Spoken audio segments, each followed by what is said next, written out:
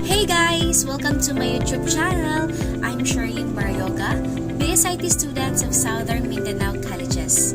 So for today's video, I'm going to make a tutorial of how to make a straight-through Ethernet cable. But before that, I'm going to show you what tools to be prepared.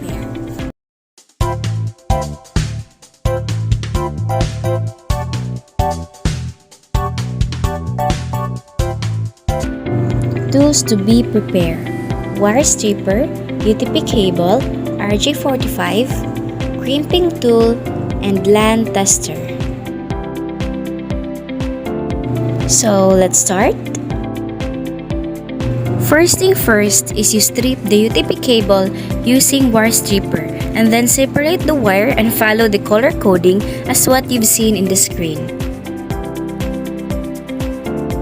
Second is cutting the excess wire so that the RJ45 will fit in.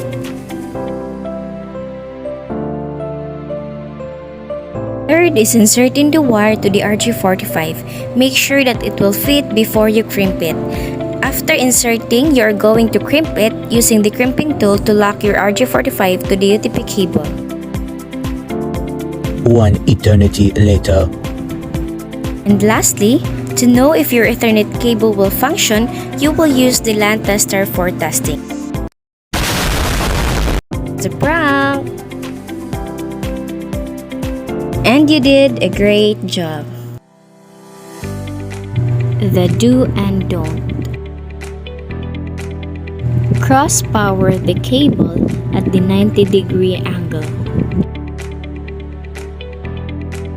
Use different color schemes. Label the cable.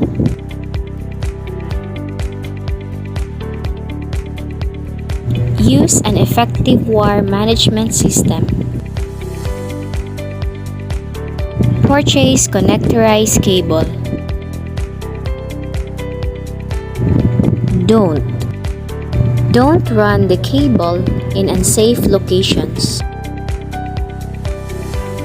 Don't bundle cables too tightly. Don't over-cables your racks. Don't leave wires exposed by terminations. And that's it. Bye!